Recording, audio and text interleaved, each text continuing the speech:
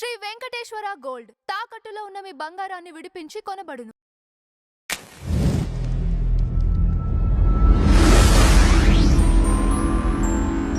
Sir నమస్కారం. శ్రీమాత్రే నమః. సార్ ఈ క్వశ్చన్ మిమ్మల్ని అడుగుతున్నానని ఏమనుకోవద్దు. ఫిబ్రవరి 14th వ్యాలంటైన్స్ డే అని చెప్పేసి సెలబ్రేట్ చేసుకుంటూ ఉంటారు. అవునండి. నేను ఈ మధ్య కాలంలో చూసింది ఏంటంటే ఆ ముందు ఒక వారం ముందు నుంచి ఏవేవో హగ్ డే అని, రోజ్ డే అని ఇట్లాంటివన్నీ చూస్తున్నారు. పైపెచ్చి స్టేటస్లు పెడుతూ ఉంటారు వీటిని. అసలు నిజంగా ప్యూరెస్ట్ ఫామ్ ఏంటంటారు సార్? అసలు ఒక రిలేషన్షిప్ లో ఈ మధ్య కాలంలో నిజంగా ప్రేమ అనేది ఉందా? అంటే లవ్ మ్యారేజెస్ చేసుకుంటున్నా కూడా ఈ రోజుల్లో ఎక్కువ కాలం చూడట్లేదు. ఇది దీనికి రీజన్ ఏమై ఉంటుంది అంటారు? యాక్చువల్గా లవ్ కి డెఫినేషన్ ఏంటి అంటే, without expecting anything only giving is love. మనం ఏమీ ఎక్స్పెక్ట్ చేయకుండా ఇవ్వడమే లవ్. యాక్చువల్గా అది తల్లి ఒక్కరితే చేయగలుగుతుంది ఈ భూమి మీద. కొంతమందికి ఎవరికో మాతృశాపాలు ఉంటే తల్లితో కూడా విభేదాలు వస్తాయి. That is different case. కోర్టులో ఒక మందికి జరుగుతుంది, అందరికీ జరగదు. కానీ ప్యూర్ లవ్ మీరు కనుక చూస్తే మదర్ దగ్గర చూస్తాం. అది ఏ ప్రాణి దగ్గర అయినా చూడండి. ప్రతి ప్రాణి తన పిల్లల్ని కాపాడుకుంటుంది, రక్షించుకుంటుంది, ఫీడ్ చేస్తుంది. వాళ్ళ కాళ్ళ మీద వాళ్ళు నిలబడి వెళ్ళిపోయే వరకు తన రక్షణలో తను చూసుకుంటుంది. అది ఎవ్రీ జీవరాశికి ఉంటుంది. నెక్స్ట్ దీన్ని ఎవరు తీసుకుంటారంటే జీవిత భాగస్వామి తీసుకోగలుగుతాడు. Mother and father first, parents, దాని తర్వాత జీవిత భాగస్వామి. ఇప్పుడు మీరు అన్నట్టుగా ఈ లవ్ అనేటువంటిది ఒకప్పుడు చాలా ప్యూర్గా త్యాగం చేసేవారు ప్రతిదీ కూడా. ఇప్పుడు అంతా కూడా క్యాలిక్యులేటివ్ అయిపోయింది. ఎక్కడో 1-2% ఉండొచ్చు. అంటే ఒరిజినల్గా ప్రేమ అనేటువంటిది లోపల ఉండని వారు ఉండరు నేను చెప్పట్లే. 1%-2% వరకు ఉండొచ్చు ఇప్పుడుండే సమాజంలో. అయితే మరి ఇంత ప్రేమించుకొని పెళ్లి చేసుకొని కూడా డివోర్సెస్ ఎందుకు అవుతున్నాయి, గొడవలు ఎందుకు పడుతున్నారు అంటే నేను ఒకటే చెప్తాను. ఇన్ని రోజులు వీళ్ళు ప్రేమించుకున్నారు, ఇక్కడ నుంచి ప్రేమ తప్పితే ఇంక వేరేవన్నీ చేసుకుంటూ ఉన్నారు. అంటే హేట్ చేయడం మొదలు పెడతారు. చాలామంది ఏమనుకుంటారంటే, ఒక లవ్లో ఉన్నప్పుడు మనకేమవుద్ది, వీక్లీ వన్సో మంత్లీ వన్సో వీళ్ళు కలుస్తుంటారు.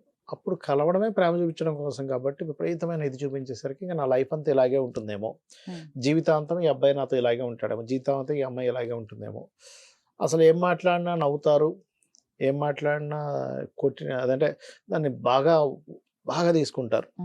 కానీ పాజిటివ్గా తీసుకుంటారు. అప్పుడు వాళ్ళు చేసే ప్రతిదీ నచ్చుతుంది. వాళ్ళ అవతల వాళ్ళకి సహాయం చేస్తుంటే నచ్చుతుంటుంది. ఆ టైంలో అవతల వాళ్ళకి సహాయం చేస్తుంటే నచ్చుతుంటుంది, అన్నీ నచ్చుతుంటాయి. కానీ సేమ్ థింగ్స్ ఆఫ్టర్ మ్యారేజ్ తర్వాత అవేవి నచ్చవు.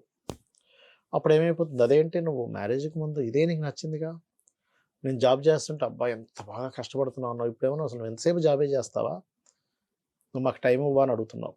ఒకప్పుడేమో అబ్బాయి ఎంత వర్కాలిక్ నువ్వు, నిజంగా అసలు రెస్పాన్సిబిలిటీ అన్నావు. మా మదర్ని అక్కడ తీసుకెళ్తున్నా, మా ఫాదర్ని ఇక్కడ తీసుకెళ్తున్నా, ఎస్ వెరీ గుడ్, అసలు నువ్వు పేరెంట్స్ని బాగా చూసుకుంటున్నావు అన్నావు. ఇప్పుడేమో పేరెంట్స్ని వదిలేయమంటున్నావు. సిస్టర్స్తో కానీ బ్రదర్స్తో బాగా రిలేషన్ ఉంటే అబ్బా నువ్వు బాగా రిలేషన్స్ బాగా మెయింటైన్ చేస్తున్నావు అన్నా నువ్వే. ఇప్పుడు బ్రదర్స్ని సిస్టర్స్ని వదిలేయమని చెప్తున్నావు. ఇక్కడ ఏమైపోతాయంటే రిలేషన్స్ని కట్ చేసేసుకునేలాగా వాళ్ళ ప్రవర్తనలు మారిపోతుంటాయి. ఒకప్పుడు మంచి డ్రెస్సు, ఈ డ్రెస్ నీకు బాగుందన్న వ్యక్తే హెచ్చిచి ఇలాంటి డ్రెస్సులు వేసుకుంటావి అని అనుకునేదాకా వెళ్తుంది. ఒకప్పుడు ఏవైతే పాజిటివ్గా అనిపించాయో దాని తర్వాత అవన్నీ నెగిటివ్గా వెళ్తూ ఉంటాయి. దీనికి కారణం ఏంటంటే అప్పుడు మనిషి ఒక మాయలో ఉంటాడు, కంప్లీట్ ఒక దీంట్లో ఉంటాడు. అంటే ఒక స్పెషల్గా చూడడం అనే దాని మీద ఉంటాడు. దాని తర్వాత దాని నుంచి దూరం అవుతూ ఉంటాడు. కానీ నేనేం చెప్తానంటే, ఎవరైనా ఇద్దరు వ్యక్తులు ప్రేమించుకునేటప్పుడు మీరు ప్రతిదీ అవతల వాళ్ళ దాంట్లో యాక్సెప్ట్ చేయాలని చెప్తాను. వాళ్ళ కోపాలని, వాళ్ళ ప్రేమని, వాళ్ళలో ఉండేటువంటి వీక్నెస్ని, వాళ్ళ స్ట్రెంగ్త్ని ప్రతిదీ కూడా మీరు స్వీకరించాలి. ఒక తల్లి ఎలా అయితే ఒక బిడ్డ దగ్గర ఉండే ప్రతిదీ వాళ్ళు యాక్సెప్ట్ చేస్తారు. వాళ్ళు సరిగ్గా రాయలేకపోతే కూడా, వాళ్ళు సరిగ్గా తినలేకపోయినా, వాళ్ళలో ఏదైనా అంగవైకల్యం ఉన్నా, వాళ్ళు నల్లగా ఉన్నా తెల్లగా ఉన్నా, వాళ్ళలో ఏదైనా లోపం ఉన్నా, కొంతమందికి పాపం అంగవైకల్యంతో పిల్లలు పుడతారు, అయినా యాక్సెప్ట్ చేస్తుంది తల్లి. అలా ఎప్పుడైతే నువ్వు ఎవ్రీథింగ్ యాక్సెప్ట్ చేయగలుగుతావో నీ లవ్ నిలబడుతుంది, లేకపోతే నిలబడదు. ఇవాళ రేపు అంతా లవ్స్ ఎలా ఉన్నాయంటే ఎవ్రీథింగ్ ఈజ్ క్యాలిక్యులేటెడ్. ఎంత సంపాదిస్తున్నాడు, లేకపోతే అమ్మాయికి ఎంత ఆస్తుంది, ఎంత అందంగా ఉంది, లేకపోతే చాలా ఉన్నాయండి క్యాలిక్యులేషన్స్. 1-2 కాదు, ఎన్ని ఆస్తులు ఉన్నాయి, కారు ఉందా లేదా, అసలు ఏం సంపాదించగలడు. ఇవాళ రేపు ఎలా ఉందంటే అన్నీ ఉండాలి, చాలా పెద్ద పోస్ట్ ఉండాలి, కానీ వాళ్ళతో గడపాలి.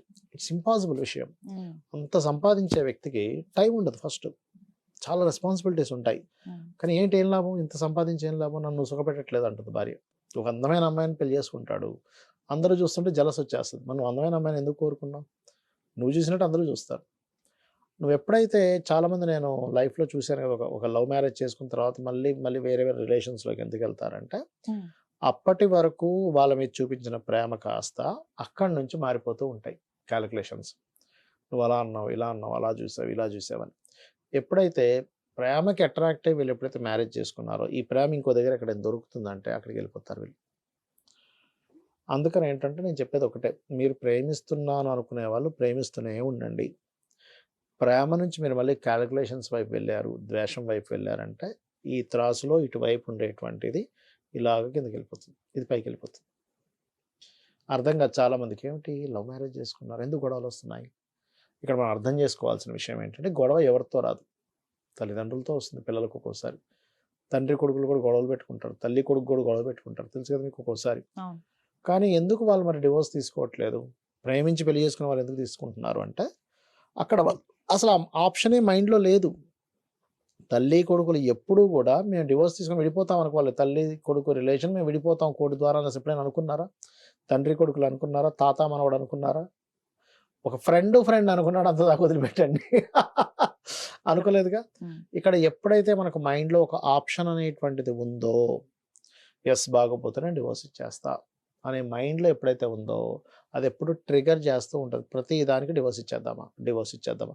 ఇప్పుడు అంటే ఎలా అంటే, ఇప్పుడు చూడండి, ఒక జాబ్లో మనం జాయిన్ అవుతున్నాం, ఇక్కడ కనుక బాగోపోతేనే మానేస్తాం అనే ఇంటెన్షన్తో జాయిన్ అయ్యాడు అనుకోండి, ఇప్పుడు ఎప్పుడు కూడా ఏమి ఇంకొక దగ్గర ఎక్కడ ఆప్షన్ దొరికితే మానేద్దామా అని చూస్తూ ఉంటాడు. లేదా ఒక వ్యక్తిని ఎంప్లాయీని మనం పెట్టుకున్నప్పుడు కూడా ఇతను సరిగ్గా చెప్పు తీసేద్దాం అనుకున్నప్పుడు మన మైండ్ ఎంతసేపు ఈయన ఎక్కడ తప్పు చేస్తున్నాడని చూస్తూ ఉంటాం. అలాగే మనం లవ్ మ్యారేజ్ చేసుకున్న వ్యక్తి కూడా రేపు పొద్దున ఏదైనా తేడా వస్తే వదిలేద్దామనే ఇంటెన్షన్తో ఎప్పుడైతే అతను లైఫ్లోకి ఎంటర్ అవుతున్నాడో పోతుంది. మీరు మ్యారేజ్ దాకెందుకు, లవ్ చేస్తూ కూడా మధ్యలో బ్రేకప్స్ అయ్యేవి చాలా ఉంటాయి. ఎందుకు అవుతాయి? మరి లవ్లో ఉన్న వాళ్ళు బ్రేకప్ అవ్వడం ఏంటి అసలు? ఇది ఒక విచిత్రం కదా. లవ్ అంటేనే ప్రేమ చూపించుకోవడం, ప్రేమ ఇవ్వడం, ప్రేమ తీసుకోవడం. ఈ ప్రేమను ఇస్తూ తీసుకునే వ్యక్తులు ఎందుకు బ్రేకప్ అవుతున్నారు అంటే, ప్రేమతో పాటు ఇంకా కొన్ని పుడుతున్నాయి అక్కడ. ఆ స్టార్టింగ్లో ఉండే అట్రాక్షన్ ఒక 6 నెలలు సంవత్సరం అయిన తర్వాత అలాగా వాళ్ళిద్దరి మధ్యని క్యాలిక్యులేషన్స్ స్టార్ట్ అవుతున్నాయి. వాళ్ళిద్దరి మధ్యని కొత్తవన్నీ ఎంటర్ అవుతున్నాయి. అక్కడ టక్కన కట్ అయిపోతుంది. అంటే ఏమైపోద్ది అంటే, ఒక్కొక్కసారి ఇది ఎందుకు జరుగుతుంది అంటే, ఓవర్ అయిపోతుంది. నన్ను ఇంకా కేర్గా చూసుకోవాలి. నా ఫోన్ ఇంతకుముందు స్టార్టింగ్లో వెంటనే ఎత్తేవాడు, ఇప్పుడు ఎందుకు ఎత్తట్లేదు? నా ఫోన్కి ఇంతకుముందు అసలు ఇట్లా మెసేజ్ చేయగానే అట్లా రిప్లై వచ్చేది, ఇప్పుడు ఎందుకు రావట్లేదు? ఇంతకుముందు ఏంటి బండి మీద ఉన్నావా అంటే, పర్లేదు నాన్న నువ్వు మాట్లాడని చెప్పి బండి మాట్లాడుతూ నడిపేవాడు, ఇప్పుడు బండి మీద ఉన్న ఫోన్ పెట్టే అంటున్నాడు. ఇంతకుముందు ఆఫీస్లో ఉండి కూడా సైలెంట్గా మాట్లాడేవాడు, రాత్రప్పుడు దుప్పటి కప్పుకొని మాట్లాడేవాడు, తెల్లార్లు మాట్లాడేవాడు. ఇప్పుడు ఏమో నాకు నిద్ర వస్తుంది అంటున్నాడు. ఏమిటి తగ్గిపోయిందా? ఇప్పుడు ప్రేమ తగ్గిపోయింది కాబట్టి నేను బ్రేకప్ చేసుకోవాలి. కానీ ఒక తల్లి అలా అనుకోదు. వాడు ఆఫీస్లో ఉన్నాడా, అయితే తర్వాత మళ్ళీ ఫోన్ చేయాలి. బంధం ఎప్పుడైతే నాది అనేటువంటి ఒక బంధం ఏర్పడిందో, ఆ నాది, ఇది నాది, నా సొంతం అని అనుకున్నప్పుడు నువ్వు బ్రేకప్ చేసుకోవాలనుకో. అది ప్రేమలో కానివ్వండి, ఇది కానివ్వండి. అయితే ఇక్కడ మీరు ఇందాక అన్నారు హగ్ డే అని, అదేదో టెడ్డీ బేర్ డే అని, ఇంకో డే అన్ని రకాల డేస్ ఉన్నాయి కదా. ఇదేంటంటే ఇదేమీ శాస్త్రం కాదుగా, ఇది ఖచ్చితంగా చేసుకోవాలని వాళ్ళ ఇష్టం. ఇంకది వాళ్ళు ఎక్స్ప్రెస్ చేసుకునేటువంటి విధానం. అంటే ఏంటంటే, ఒక వ్యక్తికి ఇష్టము అనుకోండి, ఏం చేస్తాం? ఇప్పుడు ఎగ్జాంపుల్ మన ఇంటికి ఒక చుట్టం వచ్చాడు, టీ ఇస్తాం మర్యాద, లేకపోతే మీకోసం స్వీట్ చేశాను సార్, మీకు ఇష్టం కదా అని స్వీట్ చేసి పెడతాం. అప్పుడు ఏమవుతుంది, ఒక రిలేషన్ బిల్డ్ అవుతుంది. కానీ ఈ లవ్లో చాలామంది చేసే పెద్ద మిస్టేక్ చెప్తాను చూడండి. అసలు వీళ్ళిద్దరి మధ్యన ఇంకా సరిగ్గా అతుక్కోకముందు అనవసరం గిఫ్ట్స్ ఇస్తారు. ఎప్పుడు అలా ఇవ్వకూడదు.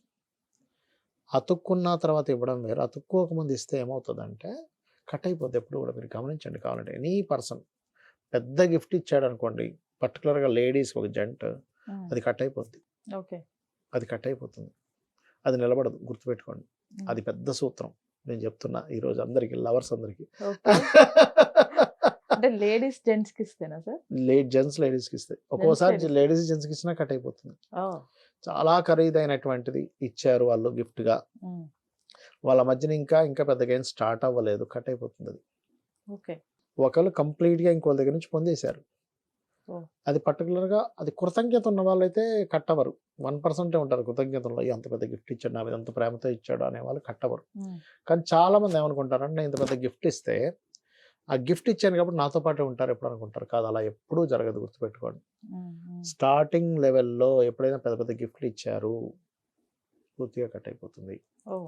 ఇంకోటి, మీకు మీ ప్రేమ ఎప్పుడు నిలబడి ఉంటుందంటే ఎవరిదైనా సరే లవర్స్ మధ్యని చిన్న గొడవలు, ఎంత పెద్ద గొడవ వచ్చినా మళ్ళీ నెక్స్ట్ సెకండ్ మళ్ళీ మాట్లాడుకోగలిగే వాళ్ళు, లేదా ఒక 1 డే తర్వాత మాట్లాడుకోగలిగే వాళ్ళు, వాళ్ళ ప్రేమ శాశ్వతంగా ఉంటుంది. చిన్న చిన్న గొడవలకే వాళ్ళు మాట్లాడుకోకుండా ఇంకోరెవరో ప్యాచప్ చేస్తే కానీ అవ్వంది, అది నిలబడదు. అది ఖచ్చితంగా కట్ అయిపోతుంది, 100% కట్ అయిపోతుంది, అందులో డౌట్ లేదు.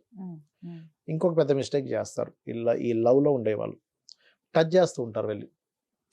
అవతల వాళ్ళకి ఇష్టం ఉన్నప్పుడు వేరు, దట్ ఈస్ డిఫరెంట్ థింగ్. అలా కేవలం అలా టచ్ చేయడం లాంటివి చేయకూడదు. అది అవతల వాళ్ళ దీన్ని పాడు చేస్తుంది. వీడు శరీర సంబంధించిన దాని మీద పెట్టుకుందాం అనుకుంటున్నాడా, అవతల వాళ్ళకి కోరిక ఉన్నా కూడా వేరు, అది ఇష్టం ఉంటే వేరు. మళ్ళీ వాళ్ళిద్దరికి ఇష్టం ఉందనుకోండి, దట్ ఈస్ డిఫరెంట్ థింగ్. అంటే ఇక్కడ ఏమైపోతుందంటే ఒక లవ్లో ఉన్నప్పుడు నేను చెప్పేది ఒకటే, తల్లిదండ్రుల్ని కూడా ఒక్కోసారి మర్చిపోయే స్టేజ్కి వెళ్తుంది. ఇక్కడ 2-3 రకాలుగా ఉంటుంది. స్కూల్ టైమింగ్లో మీకు స్కూలు 15-14 ఏళ్ళ వయసులో కూడా లవ్లో పడ్డవాళ్ళు ఉంటారు, 13 ఏళ్ళ వయసులో కూడా. అది నేనైతే ఒక క్లయింట్ మొన్న, ఒక అమ్మాయి, ఒక తల్లి పాపం చెప్తుంది, ఏమంటే ఇట్లా మా అమ్మాయి అంటే, నేను జాతకం చూసి మీ అమ్మాయి ఇప్పుడు లవ్లో ఉంటుందమ్మా అంటే, అవును సార్ ఉంది సార్. మీకు చెప్పిందా అన్న? అవును సార్ చెప్పింది సార్. మరి మీరేమన్నారు అంటే, అమ్మాయి అంటుందట, లేదు నాకు నా క్లాస్లో వాళ్ళందరికీ లవర్లు ఉన్నారు, నాకు లేకపోతే ఎలా, నాకు చాలా డౌట్స్ వస్తున్నాయి అంటుందట. ఎందుకు, ఏం డౌట్స్ వస్తున్నాయంటే, నేను అందంగా లేనేమో, నన్ను ఎవరు చూడట్లేదేమో, నాకు ఇది అవమానంగా ఫీల్ అవుతుంది అమ్మాయి. క్లాస్లో అందరికీ ఉండి నాకు లేకపోతే నా అవమానం, అదేంటి నాకు లేకపోవడం ఏంటి అంటే, నేను అనేది ఏంటంటే ఆడపిల్లలు కూడా చెప్పేది ఒకటే, మీరు దాని అవమానంగా ఏం తీసుకోకండి, మీరు అందంగా లేరని కాదు, మీరేం తక్కువైపోయినట్టు ఏం కాదు. ఆ తల్లి బాధ ఏంటంటే, అయ్యో ఇప్పుడు ఈ ఏజ్లో లవ్లో పడితే చదువు పోతుంది, ఈ అమ్మాయికి కెరీర్ ఉండదు అనే ఒక బాధ. ఆ అమ్మాయి ఎంత క్లియర్గా చెప్తుందంటే, నేను అడిగితే, లేదు మేడం, లేదు సార్. మా అమ్మాయి ఏం చెప్తుందంటే, లేదు మేము ఒక సెటిల్ అయ్యాక పెళ్లి చేసుకుంటామని చెప్తుంటే, ఇది ఇప్పుడే 8th క్లాస్లోనే. తండ్రి ఏమో అంత స్ట్రాంగ్గా లేడు అక్కడ, తండ్రి అమాయకం కొంచెం, ఆయన గట్టిగా మాట్లాడలేడు. కాబట్టి ఏంటంటే పాపం తల్లి బాధ్యత తీసుకోవాలి. అప్పుడు నేను చెప్పాను, అలా కాదు, కొంచెం కౌన్సిలింగ్ ఇప్పించండి స్లోగా. ఆ టైం నడుస్తుంది అంటే, చిన్న ఏజ్లో 5th హౌస్ ఎంటర్ అయితే, అంటే 5th హౌస్ అంటారు, లవ్ ఎంటర్ అయ్యి శుక్రుడు ఎంటర్ అయిన వాళ్ళు అట్రాక్ట్ అయిపోతుంటారు. ఆ ఏజ్లో ఉండే ఓన్లీ అట్రాక్షన్స్ నిజమైన ప్రేమలు కావు, ఆ ఏజ్లో వచ్చేవి. నేను క్లారిటీ ఎందుకు ఇస్తున్నా అంటే, ఆ ఏజ్లో వచ్చేవన్నీ నిజమైన ప్రేమలు అవ్వవు. మరి మీరు అనొచ్చు, ఏమండి ఉద్యోగాలు వచ్చేసాక నిజమైన ప్రేమ అవుతుంది, అది ఇంకా క్యాల్కులేషన్ అవుతుంది కదా అంటే, ఒకటే, నీకు ప్రేమ అనేటువంటిది, నిజమైన ప్రేమ ఎప్పుడు కూడా త్యాగాన్ని కోరుకుంటుంది, అవతల వాళ్ళు మంచినే కోరుకుంటుంది, అవతల వాళ్ళ సుఖాన్ని కోరుకుంటుంది. అంతేగాని అవతల వాళ్ళ నుంచి మనం ఏదో బెనిఫిట్ పొందాలనో, అవతల వాళ్ళని ఏదో మనం ఇబ్బంది పెట్టాలనో, అవతల వాళ్ళని ఏ రకంగా మనం ఇచ్చేయాలనేటువంటిది కోరుకోదు. ఇది కేవలం తల్లి దగ్గర ఉంటుంది. మీ తల్లంత ప్రేమ ఎవరైనా చూపించగలిగితే, కేవలం త్యాగమే చూపించగలిగితే అది రియల్ అవుతుంది. Only giving without expecting anything, only giving is love, నా దృష్టిలో. Thank you sir. శ్రీమాత్రే నమః.